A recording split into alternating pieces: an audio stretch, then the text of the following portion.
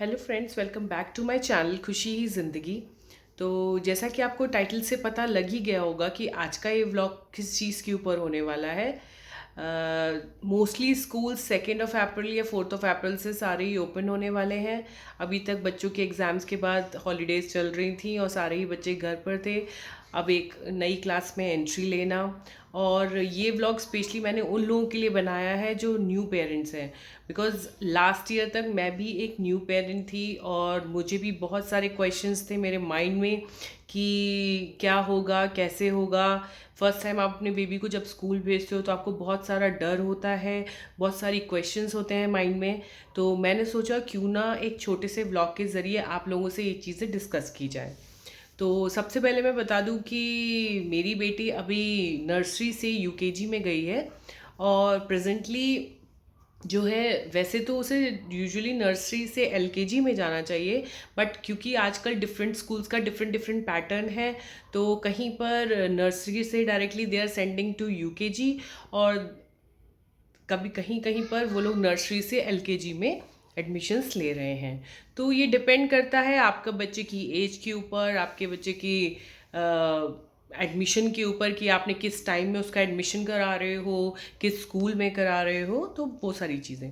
तो सबसे पहले मैं आपको बता दूं, स्टार्टिंग से मैं बताती हूँ क्योंकि एज अ न्यू पेरेंट आप लोग शायद अभी उन बच्चों के लिए मैं ये बात कर रही हूँ जो बच्चे फर्स्ट टाइम स्कूल जाएंगे, तो आई मीन जो नर्सरी में एडमिशन ले रहे हैं।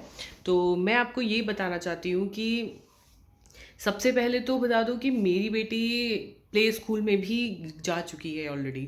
तो सबसे पहले मैंने उसे 2.5 ईयर्स की एज में प्ले स्कूल में भेजा था।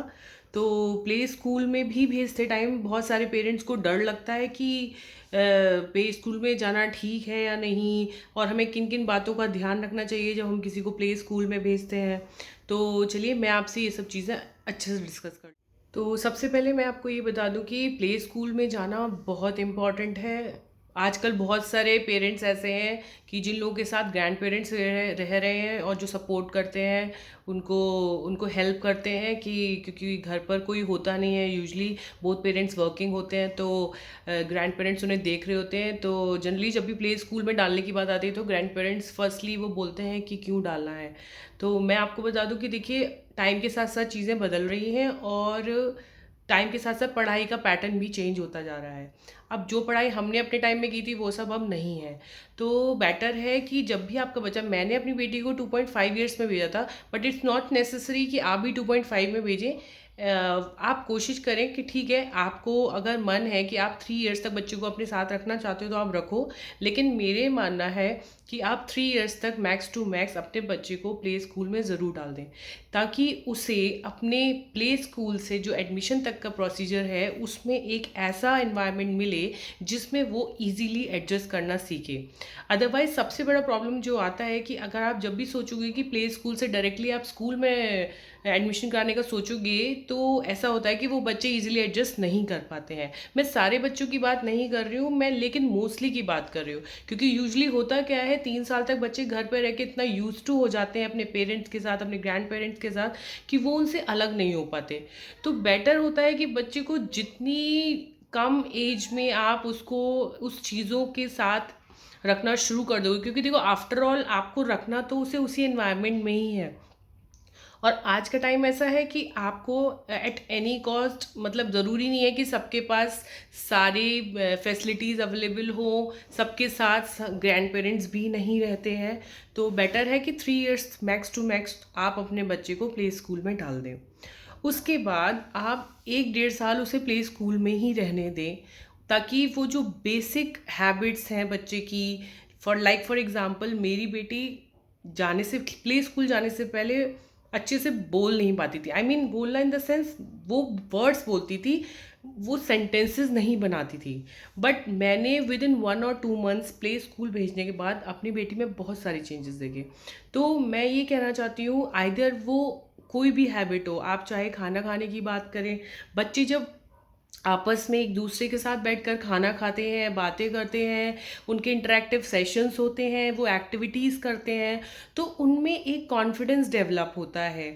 आप यकीन नहीं मानेंगे, मेरी बेटी जब मैंने उसे प्ले स्कूल भेजा था, वो बहुत डरती थी। वो किसी उससे कोई भी कुछ भी लेकर चला जाता था, वो कुछ भी नहीं बोलती थी।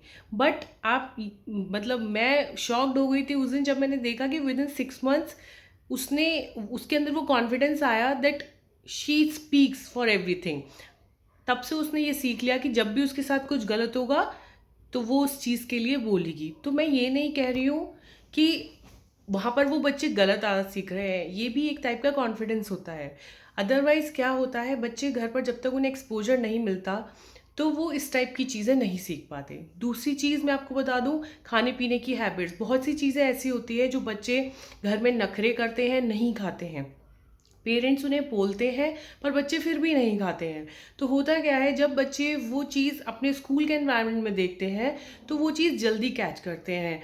एंड बहुत सारी चीज़ें ऐसी हैं खाने की, इवन उनका टेस्ट भी डेवलप होता है। अगर आपका कोई प्ले स्कूल ऐसा है जो फूड भी प्रोवाइड करा रहा है या नहीं भी करा रहा है, तो बच्चे जब एक साथ बैठ कर खाते हैं तो वो ये चीज़ें भी बहुत अच्छे से सीखते हैं।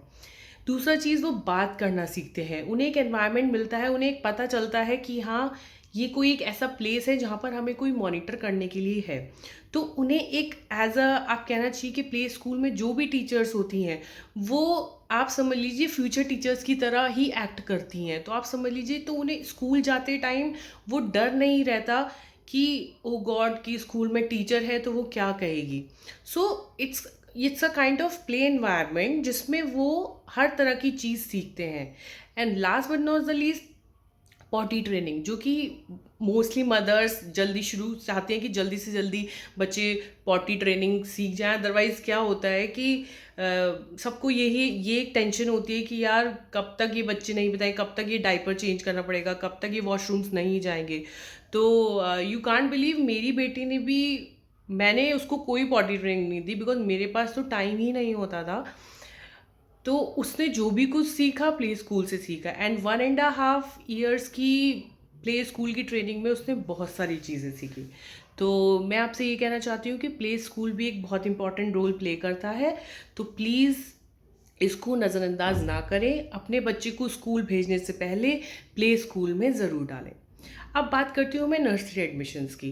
तो नर्सरी एडमिशन्स की बात के लिए मैं आपको ये बताना चाहती हूँ, सबसे पहले तो मैं आपको ये बता दूँ कि जो भी न्यू पेरेंट्स हैं, कभी भी किसी दूसरे पेरेंट को देखकर अपना स्कूल मत डिसाइड कीजिए। आप कोई भी एडमिशन प्रोसेस से अगर जाना चाह रहे हैं तो आप दोनों पेरेंट्स उस प्रोसीजर से जाइए। मैं ये नहीं कह रही, और कोशिश कीजिए कि दोनों टाइम निकालिए, बिकॉज आप एक बार अच्छे से वो डिसीजन ले लेंगे तो आपको बार बार ये कन्फ्यूजन नहीं रहेगी। पहली चीज़ तो ये, आप किसी भी पेरेंट को देखकर ये डिसीजन मत लीजिए कि अगर उसके बेटे ने या उसकी बेटी ने वहाँ एडमिशन लिया है तो मुझे भी वहीं एडमिशन कराना है। आप उस डिसीजन को अपने अकॉर्डिंग लीजिए। आपकी फाइनेंशियल सिचुएशन कैसी है, आपका घर से स्कूल कितना दूर है, वहाँ पर बस की फैसिलिटी है या नहीं है, और अगर है तो कितनी बसेस अवेलेबल हैं, या आप किस रूट से आप उसको भेज सकते हो। तो ये सब चीज़ें ऐसी हैं कि आप ये सब खुद देखिए। और जहाँ तक रही एनवायरनमेंट की बात, तो वो देखिए, वो आप फर्स्ट टाइम में जाके तो जज नहीं कर सकते हैं। बट हाँ, एटलीस्ट जब आप एडमिशन प्रोसीजर से निकलेंगे तो आपको इतना बेसिक आइडिया हो जाएगा कि ये स्कूल किस टाइप का है और आपको किस टाइप के स्कूल्स पसंद हैं। तो आप स्कूल के फॉर्म्स भरिए, आपको जो खुद को ठीक लगे वो आप भरिए, और कोशिश कीजिए कि विद इन 5 किलोमीटर के रेडियस में ही आप स्कूल्स में एडमिशन कराने की कोशिश कीजिए।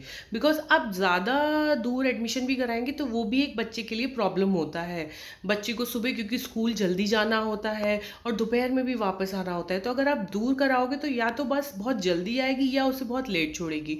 तो इट्स बेटर कि जो भी डिसीजन है वो बहुत ही सोच समझ के लीजिए, बिकॉज स्कूलिंग का डिसीजन कभी भी किसी दूसरे के अकॉर्डिंग नहीं लेना होता, वो अपने अकॉर्डिंग लेना होता है। तो सबसे पहले तो मैं पेरेंट्स से ये बोलना चाहूँगी कि आप अपने अकॉर्डिंग डिसीजन लीजिए, किसी के कहने में आकर मत लीजिए। वो आप देख लीजिए, आजकल गूगल पे सब रेटिंग्स भी अवेलेबल होती हैं, सबका फीडबैक भी होता है, तो वो आप खुद देख कर लीजिए। और सेकेंडली मैं ये भी कहना चाहती हूँ, आई एम नॉट सेइंग कि स्कूल मायने नहीं रखता, स्कूल इज़ वेरी इंपॉर्टेंट, आपने किस टाइप का स्कूल चूज़ किया है। बट फिर भी मैं आप ये कहूँगी, अनटिल अनलेस बोथ पेरेंट्स ध्यान नहीं देते हैं तो स्कूलिंग कैसी भी हो कोई मैटर नहीं करती। तो बेटर है स्कूलिंग आप खुद के डिसीजन से लीजिए और उसके बाद आप दोनों पेरेंट्स को उस बच्चे के ऊपर इक्वली ध्यान देना पड़ेगा। अदरवाइज़ आप किसी भी स्कूल में डालेंगे बच्चे को नुकसान ही होगा। दूसरी चीज़ मैं आपसे ये बोलना चाहती हूँ कि कभी भी कभी भी ये सोच के मत डरिए कि बच्चा स्कूल जाएगा तो वो कैसे रहेगा, उसको वो टीचर से कुछ बोल पाएगा या नहीं बोल पाएगा, वो अपने फ्रेंड्स बनाएगा या नहीं बनाएगा। देखिए ये बच्चे की अपनी दुनिया है, वो आया है तो वो एडजस्ट करना भी सीखेगा, वो बात करना भी सीखेगा। और ये डर मन से बिल्कुल निकाल दीजिए, बिकॉज मैं भी लास्ट ईयर तक बहुत डरती थी, बट जब मैंने अपनी बेटी को स्कूल में बहुत खुश देखा, वो जब भी लौटती थी बहुत खुश लौटती थी और लौटती है आज भी, वो बहुत खुश लौटती है। तो मुझे लगता है बच्चे को अकॉर्डिंगली एडजस्ट होना चाहिए। उसे आप इफ्स एंड वर्ड्स कुछ भी मत सिखाइए, बिकॉज ये तो उसकी स्टार्टिंग फेज़ है। उसे जो भी सीखेगा वो स्कूल में अपने आप सीख जाएगा। उसे आप पहले से बहुत कुछ बोल के रखोगे तो उसका कोई फ़ायदा नहीं है। तो इट्स बेटर आप उसे अपने अकॉर्डिंग जीने दीजिए और अपने अकॉर्डिंग करने दीजिए। तो ये था मेरा एडमिशन के रिगार्डिंग एक फ़र्स्ट व्लॉग। अगर आपको इस तरह के व्लॉग्स और चाहिए तो मैं और व्लॉग्स बना दूंगी, बट आज के लिए मैं आपको इतना ही कहना चाहती हूँ कि don't worry about your kids. ये उनकी लाइफ है, आराम से सब चीज़ें हो जाती हैं। डर को निकालिए, बच्चों को स्कूल जाने दीजिए, खुले मन से स्कूल जाने दीजिए, कोई डर नहीं है। बच्चे को एडजस्ट करने दीजिए, अगर वो रोता भी है तो भी कोई प्रॉब्लम नहीं है, बिकॉज इन सब चीज़ों को देखने के लिए स्कूल में टीचर्स होते हैं। तो इट्स बेटर, बट हाँ स्कूल का जो भी डिसीजन है वो आप अच्छे से लीजिए।